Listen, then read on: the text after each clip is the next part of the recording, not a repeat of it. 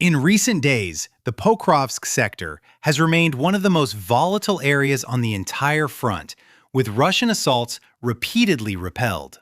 Further north, near Vovchansk, new attacks continue to emerge. This situation is critical enough on its own, but the deeper narrative isn't just about the sheer number of engagements. It's about how the battlefield itself is transforming every movement. Russian forces are no longer just being hit at the line of contact. They are being hunted while approaching, hiding, and even while moving supplies into positions that are still under pressure. This evolution makes the situation far more perilous than a typical frontline clash. When FPV drones and fiber optic systems operate in tandem, even a minor misstep can become fatal within seconds. ABMP dispatched to recover a damaged vehicle can be destroyed before its mission even begins. A ruined building, seemingly sturdy enough to conceal troops, can collapse after a single direct strike from above. A brief supply run into the city can quickly turn into a one-way trip. Welcome to Strategic Horizon, where we analyze the evolving dynamics of modern warfare.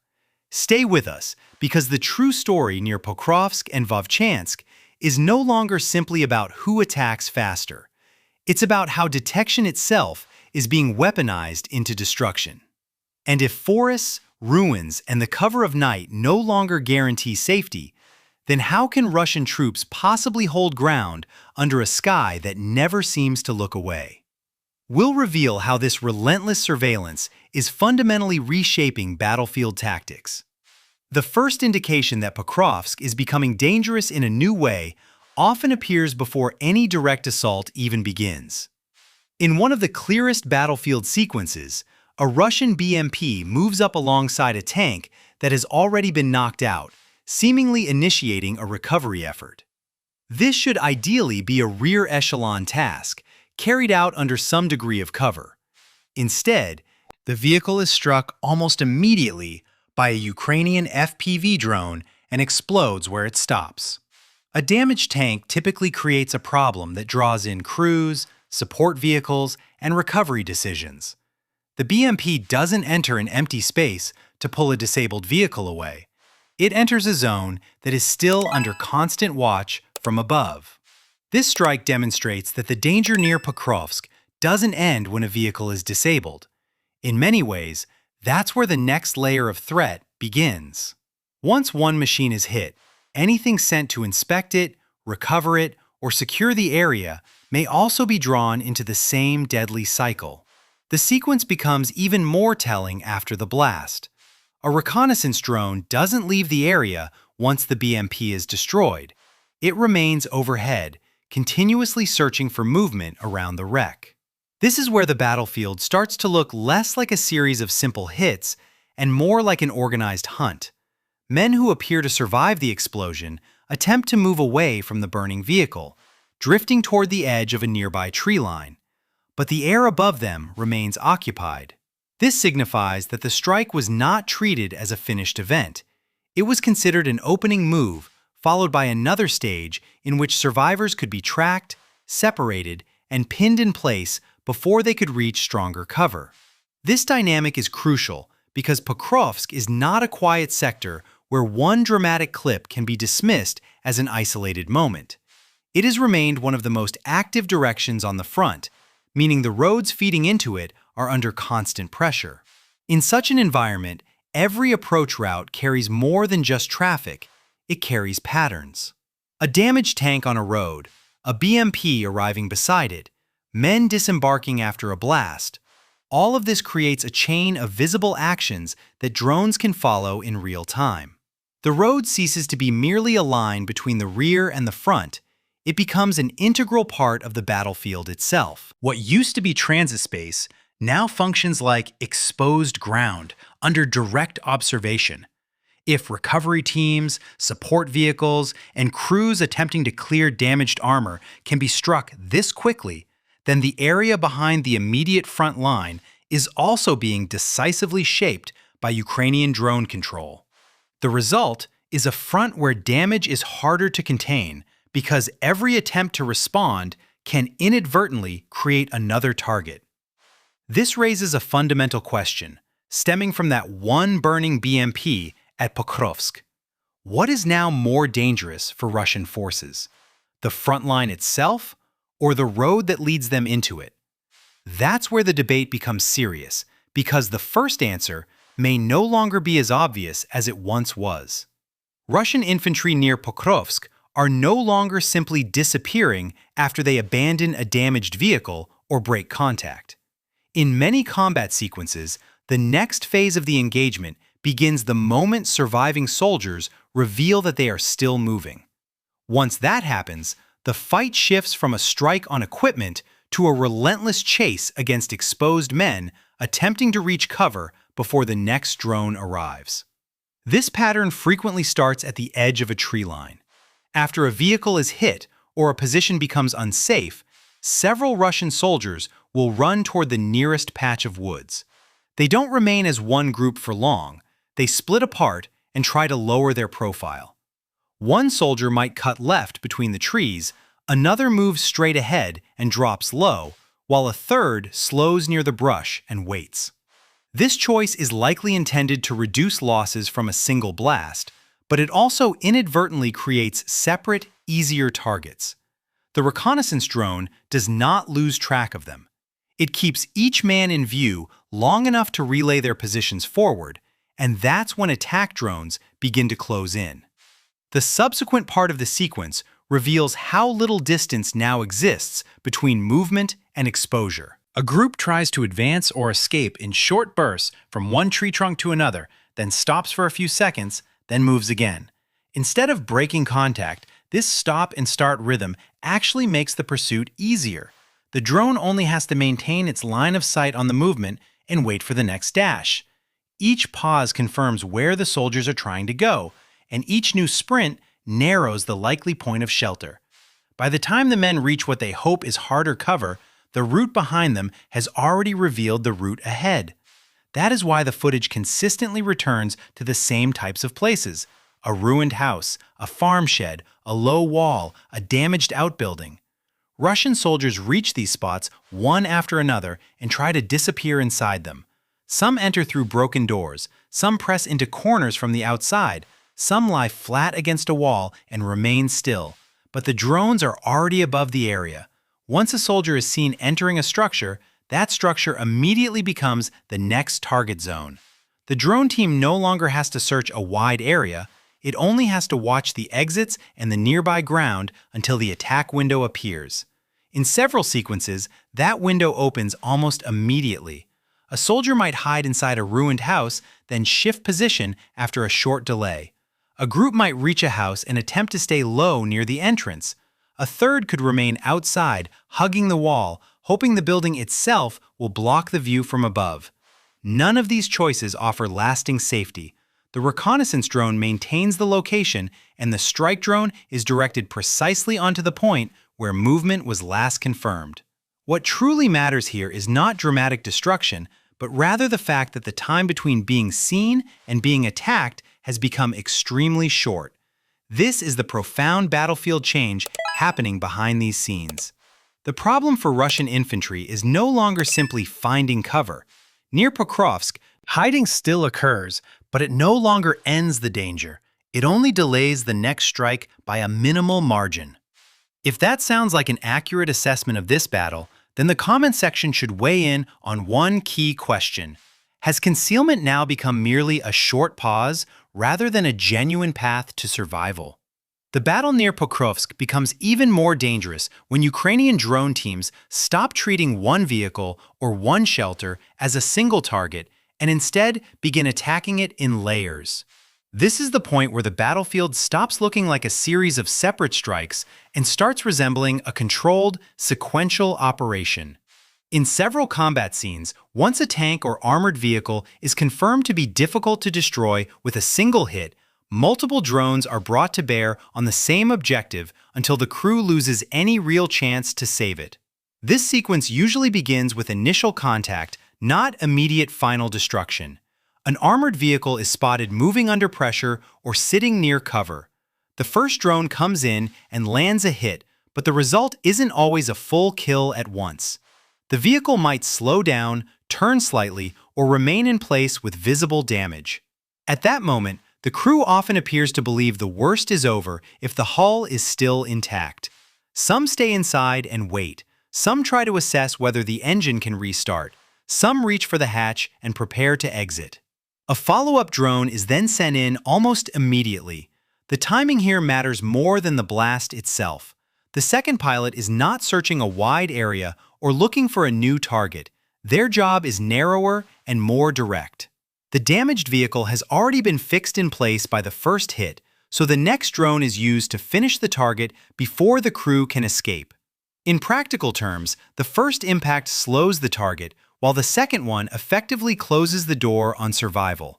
This is what turns a hit into a full loss. That same logic appears again when Russian troops attempt to use buildings as shelter. In older battlefield thinking, a solid structure could still offer some degree of protection if troops reached it quickly enough.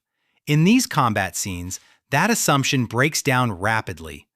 FPV drones carrying stronger warheads don't just strike near a wall and leave the rest standing. They are directed straight into the building or sent through the roofline, and the effect is immediate. Sections of wall break apart, the upper part of the structure gives way, and dust, debris, and fragments burst outward, forcing the troops inside into the open. That is the next layer of the attack. The building is not only hit to destroy it, it is hit to force movement. Once the structure is compromised, anyone who survives inside has to choose between remaining in a damaged space or running outside under observation. Either choice favors the drone team. If the soldiers remain where they are, another strike can follow. If they rush out, they expose themselves in the open and become easier to track. This is what differentiates these scenes from a simple compilation of explosions. The key point is that the strikes are organized in steps, and each step makes the next one easier. A vehicle that survives the first blast becomes easier to finish. A building that loses its roof ceases to be shelter and becomes a trap. A crew that hesitates after impact gives the next drone crucial time to arrive. On this kind of battlefield, armor still offers some protection, but it also creates a large, slow target that can be fixed, hit again, and then abandoned under pressure. That leaves one serious question for the comments section. Are tanks and armored vehicles still shields in this war? Or are they becoming heavy targets that drones can lock onto and break down in stages? The pressure on the battlefield does not stop at vehicles in combat or infantry attempting to hide, because the same system is now reaching into the supply routes that keep those forces alive. What used to be short and routine movements behind the line are turning into high-risk actions that can fail before they even reach their destination. In several recent sequences, Russian transport vehicles moving toward forward positions are detected early and followed, rather than being struck immediately. One of the clearest patterns appears during night movement. A transport truck approaches a damaged area that is still being used as a temporary shelter. The driver maintains a steady pace and switches on lights as the vehicle closes in. At that moment, the drone does not rush the attack. It stays above and keeps tracking the vehicle along its route. The strike comes only after the truck reaches its stopping point. The timing changes everything. The vehicle is hit when it has already arrived, which means the location itself is now exposed, along with its cargo and the men waiting nearby. That sequence shows how a single movement can reveal more than one target. The truck is not only carrying supplies, it is also linking a route to a position. Once that link is observed, the attack can be delayed until the most valuable moment. The same logic appears again in cases where vehicles try to move alone to reduce visibility. A single truck on a quiet road may seem less likely to attract attention, but it also becomes easier to track over time. With no other traffic to mask it, the drone can follow its path, confirm its identity, and wait for the opportune moment to strike. The result is a chain reaction that spreads beyond a single hit. When a vehicle is destroyed on a narrow approach, the next vehicle cannot pass easily. It has to stop, turn back, or wait for another route. Each delay adds pressure to the units ahead that depend on those deliveries. Ammunition arrives late, food and water are reduced, and replacement equipment fails to reach the line. None of these effects come from one large explosion. They stem from repeated, small interruptions that build up over time and begin to shape how operations unfold. Fiber optic controlled drones make this even harder to counter. Since they do not rely on normal signal links, they can continue tracking and striking even in areas where electronic interference is strong. Logistics near Pokrovsk is starting to look like a separate battlefield. It is no longer just a support function operating behind the main fight. It is a contested space where each trip carries significant risk and where success or failure can directly influence what happens at the front. In this kind of war, it is not necessary to destroy a long column to slow an advance. Hitting one vehicle at the right time can break the flow that holds the rest together. If that is the direction this battlefield is taking, then one question becomes hard to ignore. Has logistics now turned into a front line of its own? If that sounds right, then these short and often overlooked routes may ultimately decide whether an entire push can continue or collapse before it even reaches contact. Darkness is no longer offering Russian troops a reliable way to escape pressure because Ukrainian drone units are now carrying the same hunt into the night. In daylight, movement is already dangerous. After dark, that danger does not fade, it simply changes form. Thermal cameras now allow drone teams to keep tracking infantry and vehicles even when the ground appears empty to the human eye. One nighttime sequence illustrates how this pressure builds. A small Russian group moves without lights and maintains wider spacing than usual, clearly attempting to avoid detection. The men do not stay close together. They move in a loose line and seem to believe that silence and distance will protect them. But the thermal image still holds them. Their body heat gives them away one by one, and once that happens, the group ceases to be a cohesive unit. It transforms into separate targets moving through the same dark ground. That is when the formation begins to break. One soldier moves ahead and tries to gain distance. Another slows down and falls behind. A third changes direction and cuts away from the others. These choices are intended to improve individual survival, but they also weaken mutual support. The more the group stretches, the harder it becomes for any one man to help another. If one is attacked, the others are too far away to react quickly. In night fighting, that matters even more because the first seconds after contact are usually the only window to regain control. The key point is that the drone does not need a large explosion to disrupt the movement. It only needs to keep pressure on the group until the spacing grows wider and the rhythm collapses. Once that happens, the unit loses the advantage of moving together. A small group that entered the darkness as one body emerges from it as several isolated men, each forced to prioritize his own survival. That slows any forward push and makes the next step more fragile. The same logic appears farther north near Vovchansk. There, Ukrainian drone teams continue striking Russian infantry in a more methodical way. The goal is not always to produce one dramatic blast. The goal is to reduce the force little by little until the assault loses its momentum. One man is caught while crossing open ground. Another is hit near a ruined position. A third is tracked after attempting to move between cover points.